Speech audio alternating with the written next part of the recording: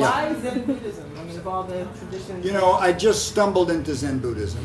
My people were Sephardic Jews, and one of my grandfathers was trained as a rabbi when he fled the Tsar's army. But when I was a kid, the Jewish community gave me the creeps. It was like loud and noisy and people dressing up to go to temple and just didn't talk about anything that was important to me. And when I got to a certain age and I needed a spiritual tradition, I started reading in my teens, Norman O. Brown and Alan Watts and Paul Reps and these Zen books. And Zen seemed to be this image of something where you could be always appropriate. These guys always knew what to do. And I thought, wow, it's kind of like being the boss of everything. So I was lucky enough to meet people. Gary Snyder became a teacher of mine, and Zen was his practice. And I just began emulating him out of admiration. And little by little. I mean, who didn't emulate him? I mean, Gary Snyder. Well, George Bush did. We know that. He just did it very poorly.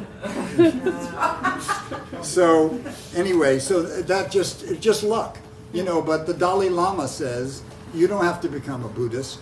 If you're a Jew, stay a Jew. If you're a Catholic, stay a Catholic. Just practice kindness. So any of them were good. And so when I'm talking about the wisdom tradition, I'm talking about transcendental wisdom, which is indigenous to all cultures. Every religious tradition has something like it. Yeah. You seem to be a very authentic person, and you really embody. How do you know I'm not faking it? Good. You got it made. I've read your books dozens of times. She needs more to do.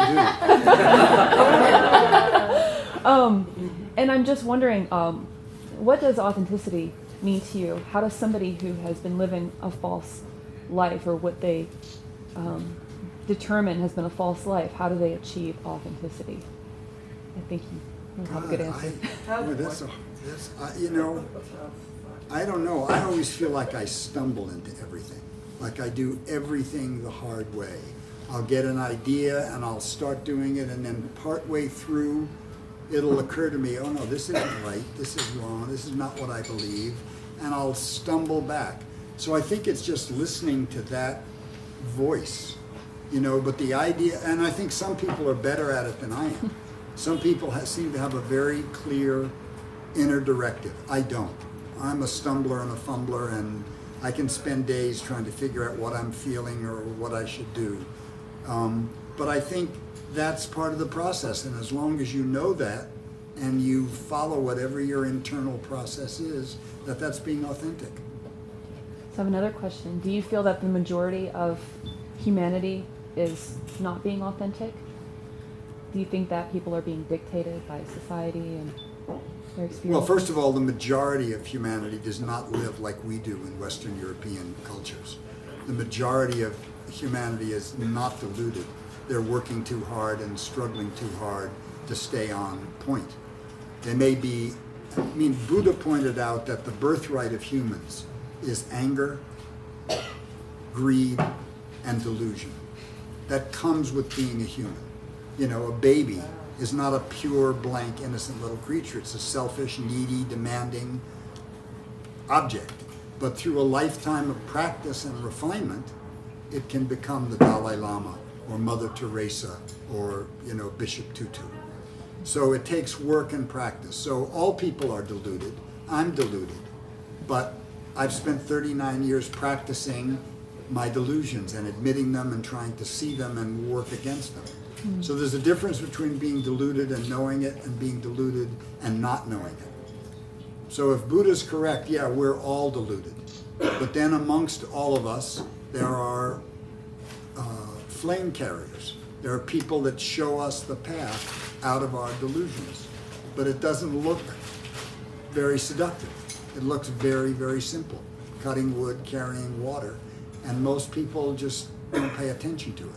I was lucky enough that almost everything I did in the world failed to one degree or another. And I was kind of softened up. to be, excuse me, to be receptive to wisdom. Water. I think I'm okay. Okay. Yeah, I would actually. Anyone else? Oh, Yeah. It is interesting. I hadn't heard before that you were from the same Sephardic tradition, mixed in with all that crazy New York unnecessary angst of the Jewish environment. Yeah. I had a similar reaction.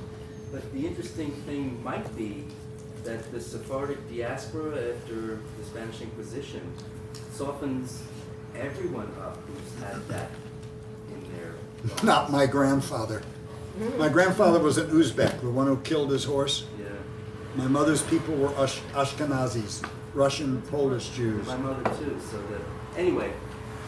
But Is my there any part of the memory of that that still resonates with the Zen path? I guess you've alluded to them all sort of flowing together. well, Jewish culture is very important to me, and the Jewish skepticism and Jewish questioning. You know, on the one hand, on the other hand, I feel very Jewish in that regard. And there's no, I think, 80% of Zen Center were Jews when I got there. Yeah. And it's because there's some inherent resonance between Jewish skepticism and investigation and Zen culture.